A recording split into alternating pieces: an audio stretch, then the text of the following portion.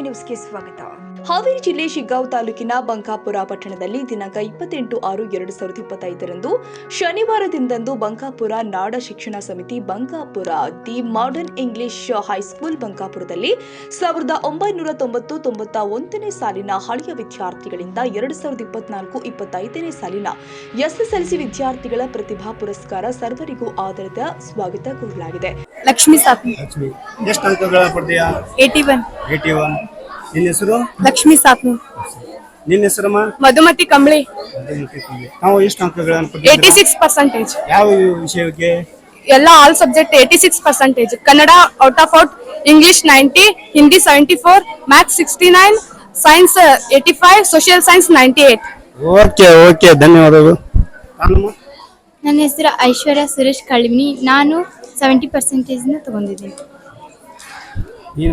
ನನ್ನ ಹೆಸರು ಮಮತಾ ಮಾನೇಗರ್. ನಂದು 81%. ಸೌಮ್ಯ ಪಾಟೀಲ್ 80 ರಿಸಲ್ಟ್. ಯಾರು ಮಾತಾಡಿದ್ರೆ ಮಾತಾಡಿ.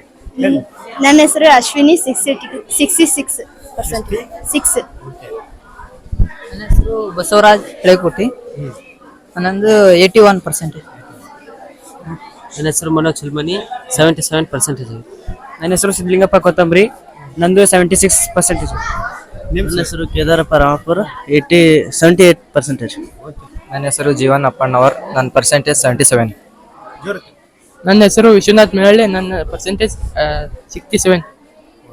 ನನ್ನ ಹೆಸರು ದರ್ಶನ್ ಕೃಷ್ಣಪ್ಪ ಹೊಂಬಾಳ್ 68%.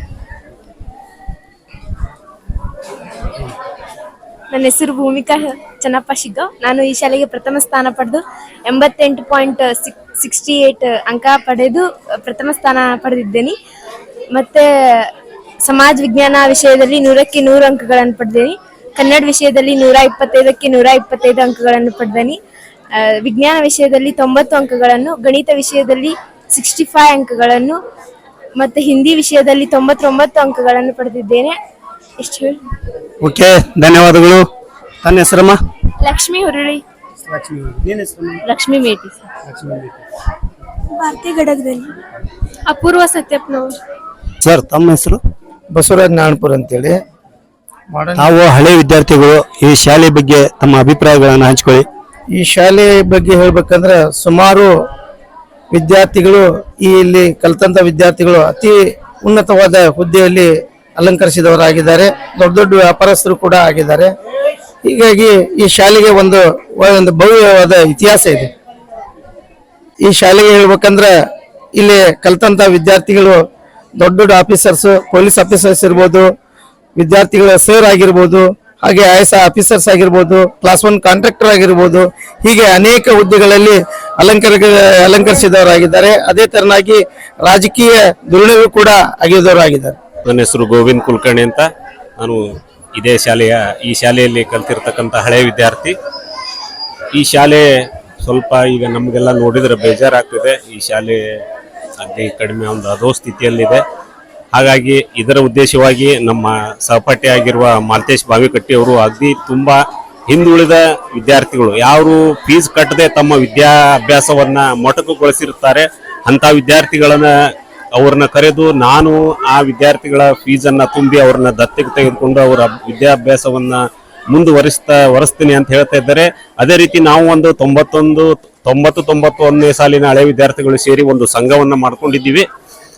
ನಾವು ಸಹ ಈ ಶಾಲೆಯನ್ನ ದತ್ತು ತೆಗೆದುಕೊಂಡು ಮುಂದೆ ಇದರ ಅಭಿವೃದ್ಧಿಗಾಗಿ ನಾವು ಪಣವನ್ನ ತೊಡ್ತಾ ಇದ್ದೀವಿ. ಈ ಶಾಲೆಯ ಅಭಿವೃದ್ಧಿಗಾಗಿ ನಾವೆಲ್ಲ ನಮ್ಮ ಕೈಯಿಂದ ಏನಾಗ್ತದೆ ಎಲ್ಲ ಸಹಕಾರವನ್ನ ನೀಡ್ತೇವೆ ಅಂತ ನಾನು ಈ ವೇಳೆಯಲ್ಲಿ ಹೇಳಿಕೆ ಇಚ್ಛೆ ಪಡ್ತಾ ಇದ್ದೀನಿ.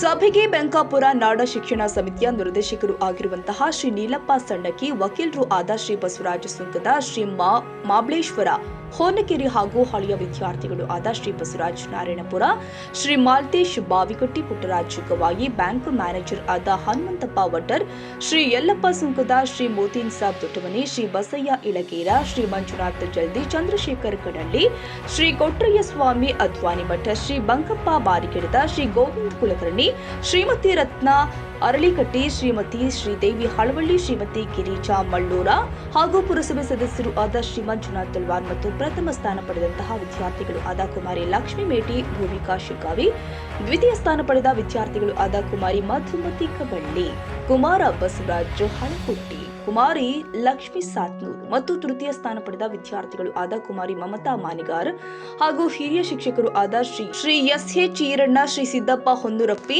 ಶ್ರೀಮತಿ ಎಸ್.ಸಿ. ಪಾಟೀಲ್, ಶ್ರೀಮತಿ ಸಾವಿತ್ರಿ ನಾಯಕ್, ಶ್ರೀಮತಿ ತಾಸಿನ ಭಾನು ಕನವಳ್ಳಿ, ಶ್ರೀ ಪ್ರಕಾಶ್ ಅಂಗಡಿ, ಶ್ರೀಮತಿ ವ್ಯಶಾಲ ಚಿನ್ನೂರ, ಶ್ರೀ ವಸಂತ ಬಂಗಾಪುರ್, ಶ್ರೀ ಸಿದ್ದಣ್ಣ ನಿಂಗದಳ್ಳಿ ಹಾಗೂ ಅಡುಗೆ ಸಹಾಯಕರು ಆದ ಶ್ರೀಮತಿ ಶ್ವೇತಾ ಮಾಯುನವರ್, ಶ್ರೀಮತಿ ನಂದಾ ಮುರುಗಣ್ಣವರ್, ಶ್ರೀಮತಿ ಸಾವಿತ್ರವ್ವ ಸಜ್ಜನ ಶೆಟ್ಟರ್ ಹಾಗೂ ಅಳಿಯ ವಿದ್ಯಾರ್ಥಿ ಮತ್ತು ಮಕ್ಕಳ ಪಾಲಕರು ಮತ್ತು ಇನ್ನೂ ಹಲವಾರು ಜನ ಕಾರ್ಯಕ್ರಮದಲ್ಲಿ ಉಪಸ್ಥಿತರಿದ್ದರು.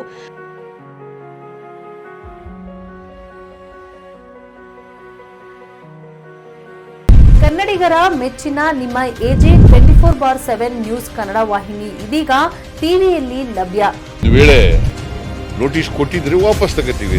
ಇವತ್ತು ವಕ್ಫ್ ಪ್ರಾಪರ್ಟಿ ಅಂತೇಳಿ ಬರ್ತದೆ ಅಂತ ಹೇಳಿದ್ರೆ ರೈತರ ಬೀದಿಗೆ ಬದಲು ಏನ್ ಮಾಡ್ಬೇಕಾಗತ್ತೆ? ಯಾರು ವೋಟ್ ಹಾಕಿಲ್ಲ ಅಂದ್ರೆ ಗ್ಯಾರಂಟಿನೆಲ್ಲ ಸ್ಟಾಪ್ ಮಾಡ್ಬಿಡ್ತೀವಿ.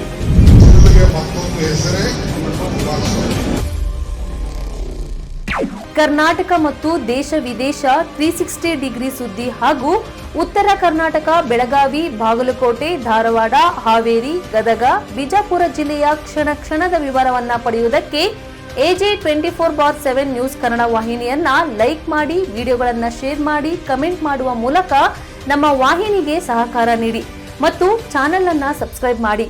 ಧನ್ಯವಾದಗಳು.